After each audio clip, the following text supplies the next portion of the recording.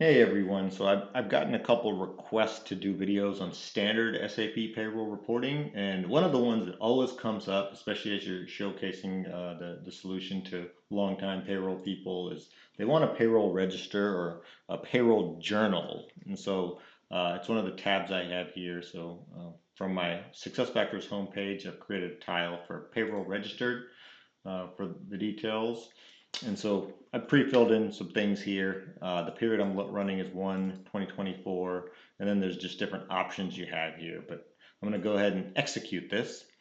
And what you'll see is for my individual period, I kind of have a header up here. And so what this tells me is the company code, the cost center, the specific, in this case, personnel area, personnel sub area. And so in my system, what this means is this personnel sub area is just a code and it's for a location. So I have an employee pulled up over here and you can see personnel sub area 2001. This is my Philadelphia location.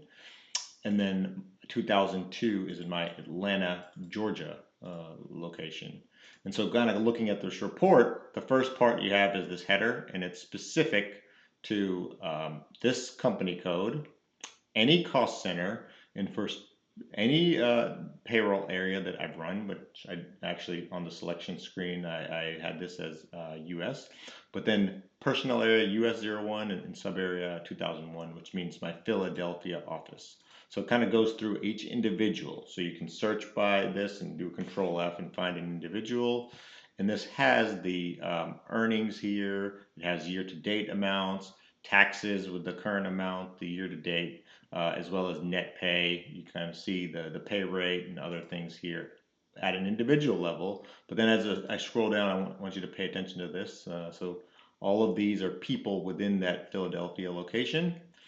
And then as you scroll down and you get to the end of the list of the people in my Philadelphia location, this gives the summary for every one of those employees. And so this is for all of the Philadelphia locations.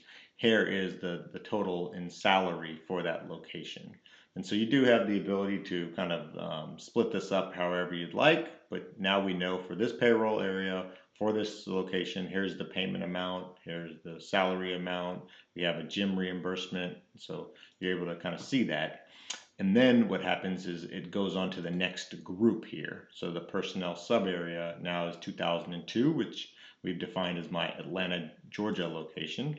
And so it'll go through the individual employee for this and kind of scroll down. And as I go down, you'll see it does the same thing. So then it sums up everyone in this 2002 and I can see the totals here. So lower payment amount.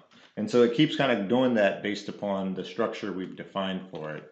But I'm going to skip all the way down and kind of show you then at the end of this document, what happens is it sums it up for all of this, right? And so you kind of see the header here where you have the company code, any cost center, and then any personnel sub area. So this is going to be all of them together. So these are all of the different key pay components.